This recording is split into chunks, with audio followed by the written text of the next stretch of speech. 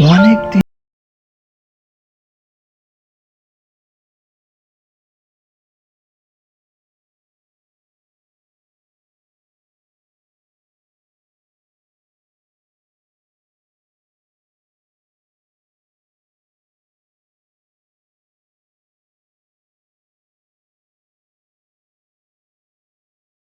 হয়তো আর বাঁচবো না। ও কথা কেন বলছো তুমি? তোমায় ছাড়া যে আমি বাঁচবো না। তুমি ভালো থেকো। হে ভগবান, তুমি আমার সঙ্গে কেন এরকম করলে? আমি যে ওকে ছাড়া বাঁচবো না।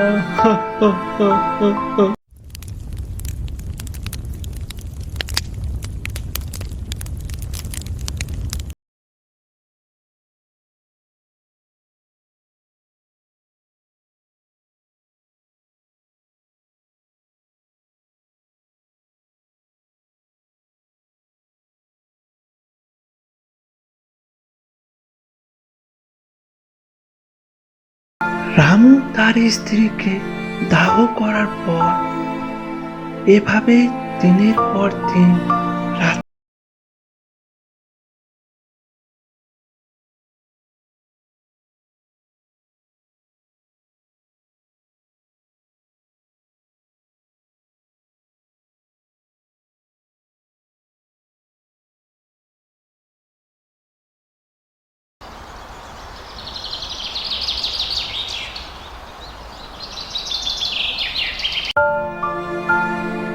बम भोला, बम भोला। আরে রামু, তুই এখানে কেন? বাবা, বাবা আমার স্ত্রী মারা গিয়েছে বাবা, ওই জন্যে বাবা এখানে বসে আছি। কিচ্ছু ভালো লাগে না বাবা, কোথায় যাব? ও, তো তোর স্ত্রী মারা গিয়েছে কিভাবে? জ্বর হয়েছিল বাবা, প্রচন্ড জ্বর। সেই জ্বরেই বাবা মারা গিয়েছে। ওকে ছাড়া কি করব, কোথায় যাব, কিচ্ছু যে ভালো লাগে না। কি করব বাবা, বলে দাও আমায়, বলে দাও।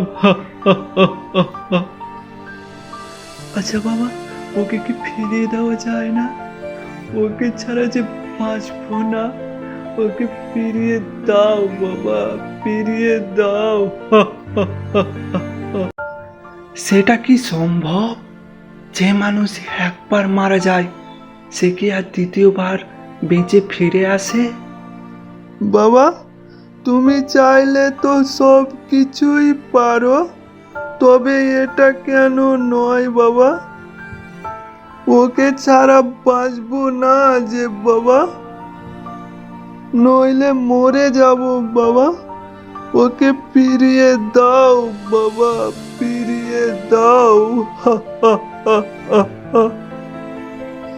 ওকে ছাড়া আমি কোথায় যাব?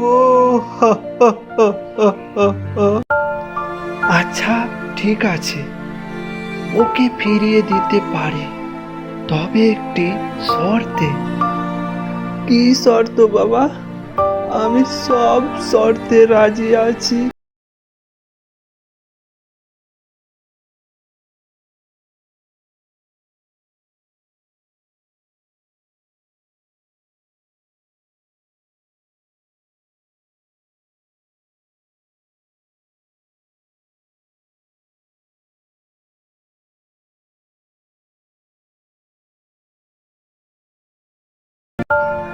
তবে ঠিক আছে, তুই তোর চোখ বন্ধ কর।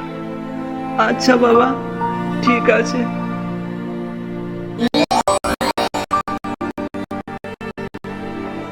চোখ খুলে দেখ এবার তাকিয়ে, তোর পেছন দিকে দাঁড়িয়ে আছে। ওগো, তুমি ফিরে এসেছো, তুমি ফিরে এসেছো। তুমি আমায় ছেড়ে কেন চলে গিয়েছিলে বলো?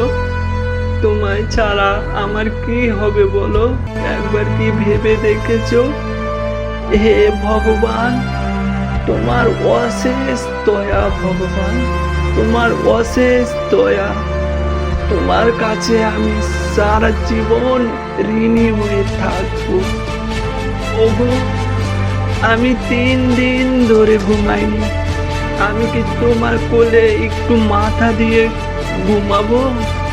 আচ্ছা ঠিক আছে, ঘুমাও। এ বলে রামু তার স্ত্রীর কোলে ঘুমালো। ঠিক তখনই ফিরাজপুরে কালা জাদুকর রাজা ওই পথ দিয়ে যাচ্ছিল। যেতে যেতে ওই পথে রামু ও তার স্ত্রীকে দেখতে পেল, কিন্তু রামুর স্ত্রীকে দেখে কি বলল?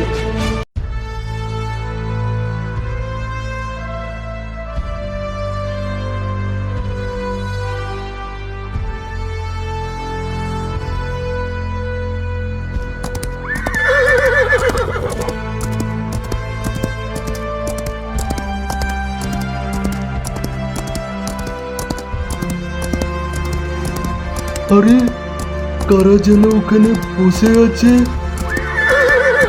ওখানে গিয়ে একবার দেখতে হবে আমার রাজ্যে কে বসে আছে। আবার কোনো চোর ডাকাত নয় তো? একবার আমি ডাকাতের দলের খপ্পরে পড়েছিলাম, বেটারা আমাকে খুব মেরেছিল। এবার খুব সাবধানে যেতে হবে। কি সুন্দর দেখতে একটি মেয়ে! বাহ, একেই আমার দরকার।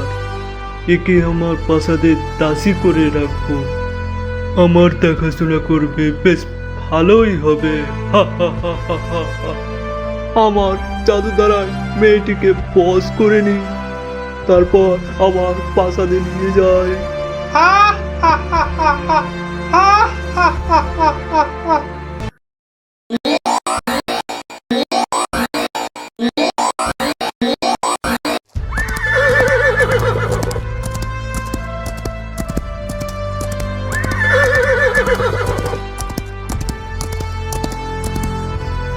কি, আমার বউ কোথায় গেল? ওগো, তুমি কোথায় গেলে? কোথায় আছো?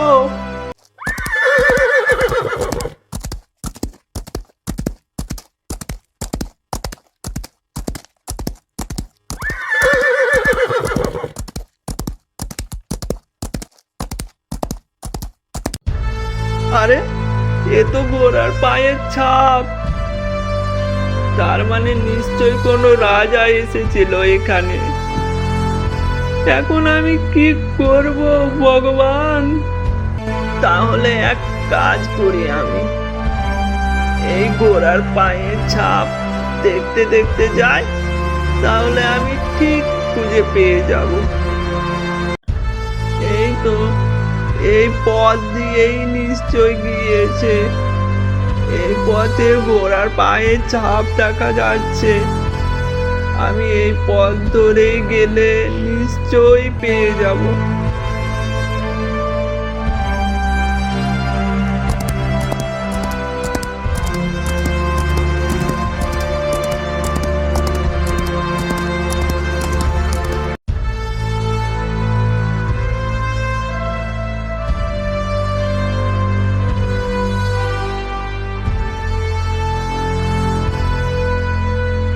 এ বলে রামু ওই পথ ধরে ঘোড়ার পায়ের ছাপ দেখতে দেখতে একটি সুন্দর রাজপ্রাসাদ দেখতে পেল।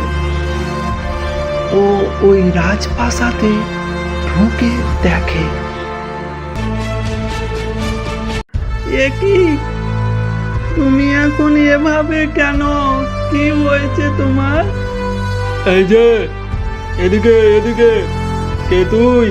কেন এখানে এসেছিস? আগে আগে মহারাজ, আমার নাম রামু। আমার স্ত্রীকে কেন এখানে নিয়ে এসেছেন মহারাজ? তোর স্ত্রীকে আমার খুব ভালো লেগেছে, ওই জন্যে ওকে আমার প্রাসাদে নিয়ে এসেছি। এখন এখানে ওকে আমার দাসী করে রাখবো। না মহারাজ, ওকে আমি মৃত্যুর হাত থেকে ফিরিয়ে দিয়ে এসেছি। ওকে ছাড়া আমি বাঁচবো না। ওকে ফিরিয়ে দাও মহারাজ, ফিরিয়ে দাও। না না, ওকে ফিরিয়ে দেওয়া হবে না। ওকে আমার প্রাসাদে দাসী করে রাখবো। আমার সঙ্গে বারবার এমন কেন হচ্ছে ভগবান? ওকে তুমি রক্ষা করো ভগবান, রক্ষা করো। তুই চিন্তা করিস না, সব ঠিক হয়ে যাবে।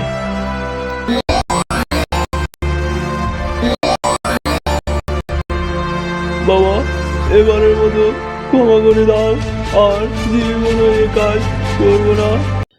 সব কিছু ঠিক হওয়ার পর রাম ও তার স্ত্রী বাড়ি ফিরে এলো ও এখন তারা সুখে শান্তিতে বাস করতে লাগলো। হ্যালো ফ্রেন্ড, আমার এই গল্পটা যদি ভালো লেগে থাকে তাহলে নতুন নতুন আরও গল্প পেতে আমার এই চ্যানেলটি সাবস্ক্রাইবার করে বেল আইকনটি বাজিয়ে দিন।